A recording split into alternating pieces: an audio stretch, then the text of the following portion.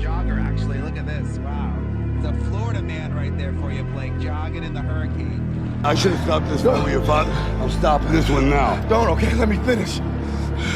I gotta prove it. Prove what? I'm not a mistake. It's the what if I can pull off a fucking miracle. What if I can become someone that no one thinks I can be? And just me talking about that, I have the hair going up on my arms because it makes me just like, what if I can be that guy that people who call nigger and this and that, and now I'm speaking at Tom Ferry's fucking event. Pressure changes everything, pressure. Some people you squeeze them, they focus, others fold. You summon your talent at will, and you deliver on a deadline. You sleep enough. David Goggins, he wrote me, be the guy who embraces the ugly, the miserable, hard work, the grind. Don't be afraid of being hurt. Don't be afraid of sacrificing some blood. Kill the boy, Jon Snow. Kill the boy. And let the man be born. When I was in Ranger school, my squad got spot checked. The Ranger instructor was looking for 3 items. One of my guys didn't have the items, so the whole squad got smoked. The RI was sitting there smoking us, and the more he smoked us, the more my squad looked around looking for someone to motivate him. The Ranger instructor shouted out, "I'm gonna bury you motherfuckers." So I saw that my squad needed some extra motivation. So I said, "Ain't no grave that can hold us down, motherfucker. Ain't no grave that can hold us down." Right now in life, your family's looking for that one guy right now. They're looking for that one guy who's strong, who's that pillar for the family in hard times. Make sure they look around and find you. These are the times right now for you to step up. Be that guy that can take anything. Dr. Carter had a tear in his eye. I could tell he felt for me. And he said, "Son, I'm sorry to say you're not going to box again." And I looked at him. I said, "No, Dr. Carter, you're wrong. I am going to box again." He said, "You don't understand what kind of man I am." All right, everybody, you see me smiling. Why? Because it kind of sucks out here in New York City. They're expecting some big blizzard to come in, so I was kind of praying to the snow gods for worse weather to come in, because why? In worse weather, we get better. I'm kind of happy, but I was hoping it'd be a lot worse. I'm gonna do a nice little run today, and no, I'm not thinking it's warm and 70. I like to live in reality. It sucks. It's about 7 inches of snow, and I'm extremely ecstatic right now. Pain is just a feeling. You see it's happiness? Why? Because it sucks. That's why I'm so happy right now. I fell in love with an essay by Strangest Loop, and it is a list of things that are not doing the thing. So here is a list of things that are not doing the thing. Preparing to do the thing isn't doing the thing. Scheduling time to do the thing isn't doing the thing. Making a to-do list for the thing isn't doing the thing. Telling people you're going to do the thing isn't doing the thing. Messaging friends who may or may not be doing the thing isn't doing the thing. Writing a banger tweet about how you're going to do the thing isn't doing the thing. Hating on yourself for not doing the thing isn't doing the thing. Hating on other people who have done the thing isn't doing the thing. Hating on the obstacles in the way of you doing the thing isn't doing the thing. Fantasizing about all of the adoration you'll receive once you do the thing isn't doing the thing. Reading about how to do the thing isn't doing the thing. Reading about how other people did the thing isn't doing the thing. Reading this essay isn't doing the thing. The only thing that is doing the thing is doing the thing. I'm that kind of person. I'm like, whatever it is, I'm just gonna figure it out. We're gonna do it. It's gonna happen. This is gonna happen. How? I don't know. If you wanna give up, you can give up. This is your choice. You can do whatever you want. But how you gonna give up? Like, so many years we were working together, like, and you like only 26 years old. I remember myself when I was 26 and 33. This is too different. You know, like my prime time, it was 32, 33. Your time's gonna come, but you cannot give up. But just know, it get hot in that kitchen, boy. And everything may not work properly. But you still gotta cook. And guess what? People gonna be coming with plates out. And they gotta be fed. So what's your f***ing excuse? Is it too cold where you live? Is it too hot where you live? Does it rain too much? Now it's time for some real talk. Maybe you're the only black person applying for a job. Maybe you're the only female. Maybe you're the only gay person. Job, whatever the it may be. Maybe that shit's in your head. Maybe that's your excuse for not being better. Life's a real big picture. When I was young, all those things got in my head. Black, you're not smart enough, single mom, all that bullshit owns space in my head. If you're allowing people and things and situations to own space in your head, you're losing. Last thing, life's one big head game. You play with yourself. If you lose, it's because you allow life to get in your head. Stay hard. You're a man. You are a man. Stand up and be a man. Make the hard decisions. Make the sacrifices. Make the unpopular decisions. And become comfortable in your own skin. And if you are not a person that you are comfortable being alone with, that is the one person in this universe that you have full power, full right, and full responsibility to change. Partying is weakness for the soul, my friend, so I try and avoid it. If you're doing good, they got something to say. If you're doing bad, they got something to say. So, do what makes you happy. Everything counts. Everything that you do counts.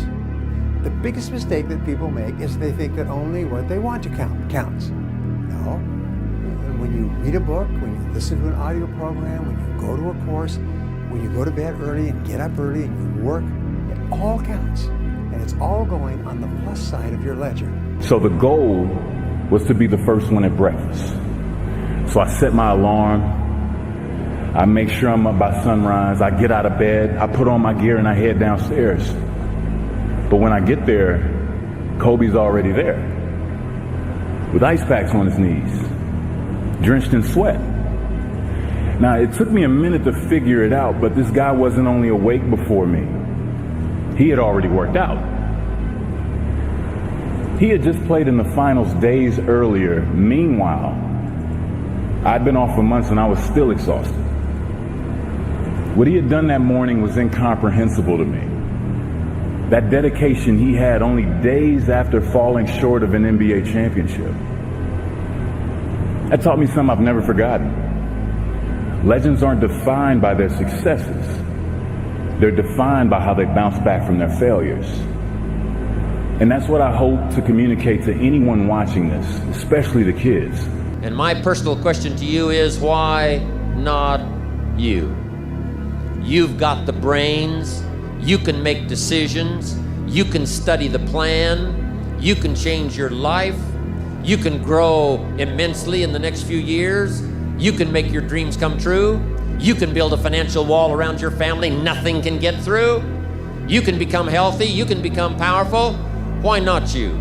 I'm doing 2-a-day runs right now. Run in the morning, run in the afternoon. So I plan on getting to San Diego and getting my run in. So instead of getting all poopy pants and feeling sorry for yourself and getting all frustrated because life has come at me, I decided to pull over because no one's moving anyway and utilize this time to get my miles in. I'm not saying do this.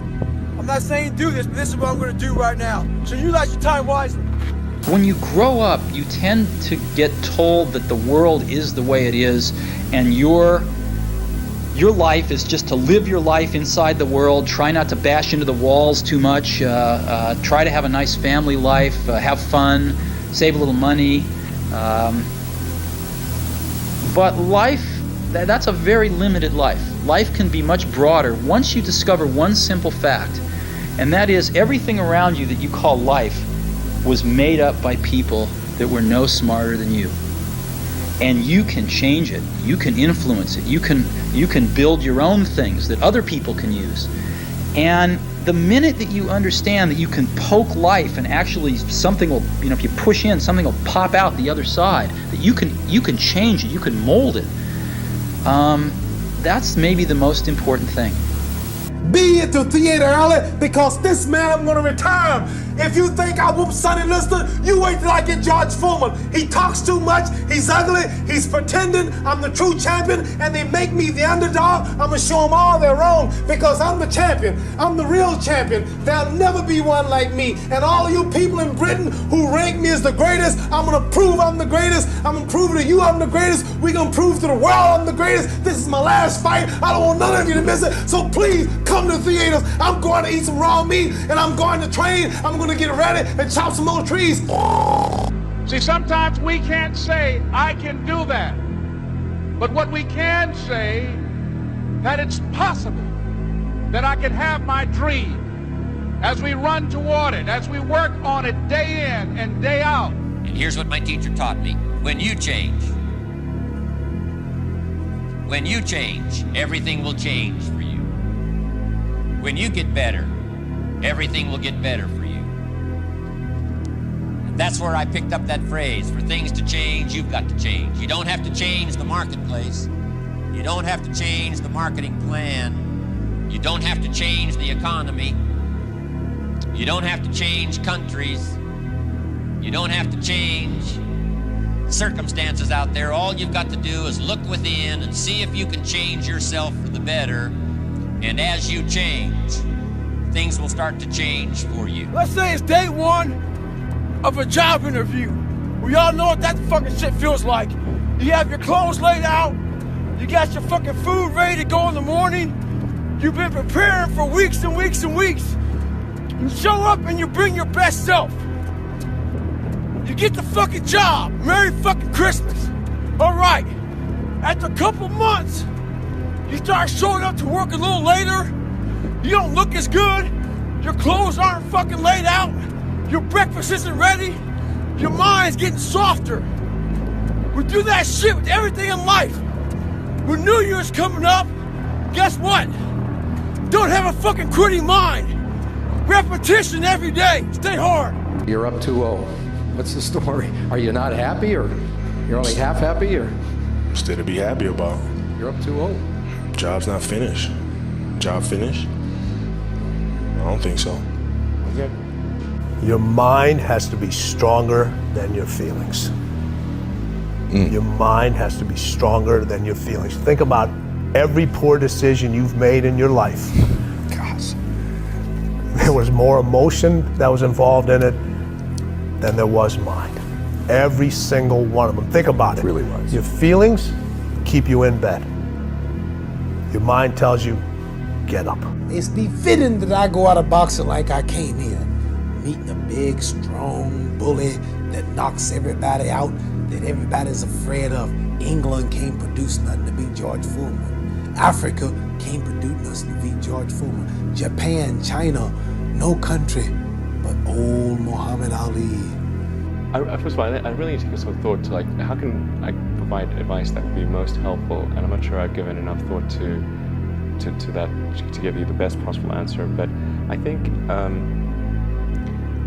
certainly being focused on something that you're confident will have high value to someone else, and just being really rigorous in making that assessment, because people tend to, a natural human tendency is wishful thinking.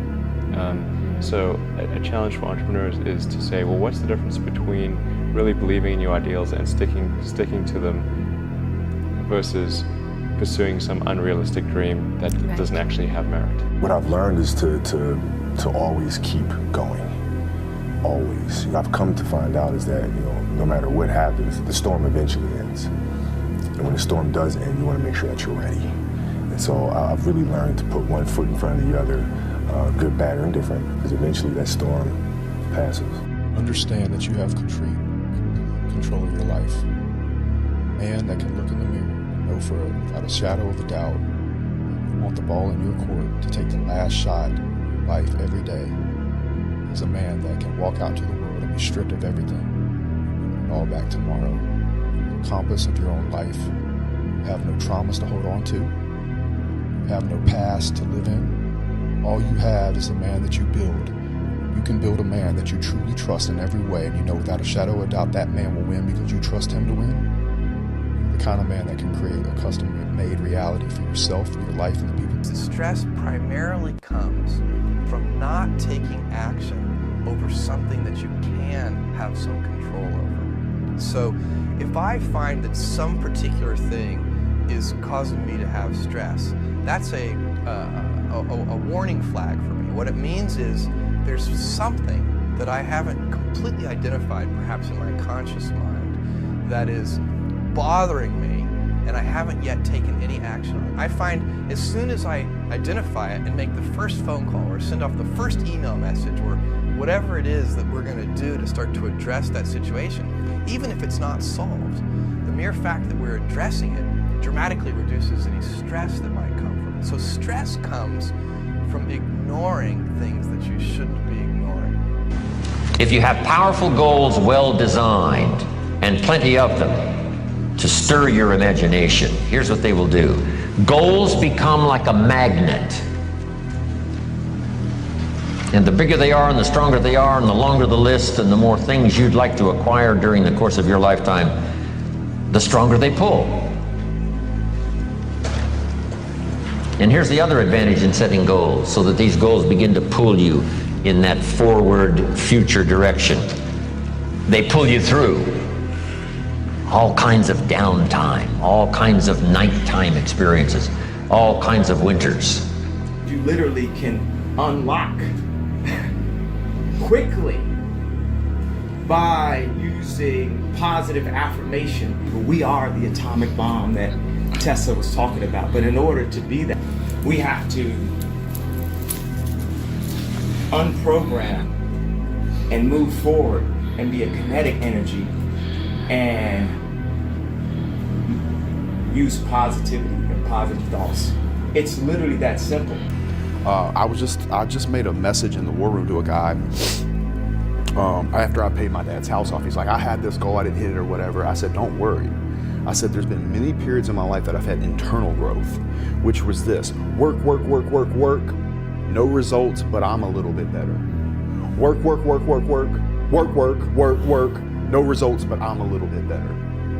Work, no results, I'm a little bit better. Work, boom, just got paid. I just got paid, and it looks like overnight success. Yeah. It's like, oh shit, it happened in a year. No, bro, it doesn't. Because if you do all those things, even if nothing happens and you know you're doing the right thing and you're on track, overnight success becomes this easy thing because you were internally growing, and then the bubble popped, and then boom, it looks like you were doing it all along.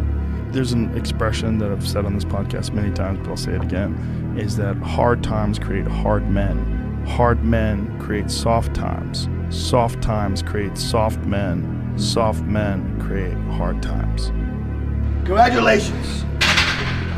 You achieved failure. Failure has been achieved, thank God. Now, the only place to go from failure is to win. You have to achieve failure. You have to take it that far. Nobody wants to go that far. It's too scary. But you know something? I got news for you. That's where winning is. It always has been. Nothing's changed since the 70s. Nothing.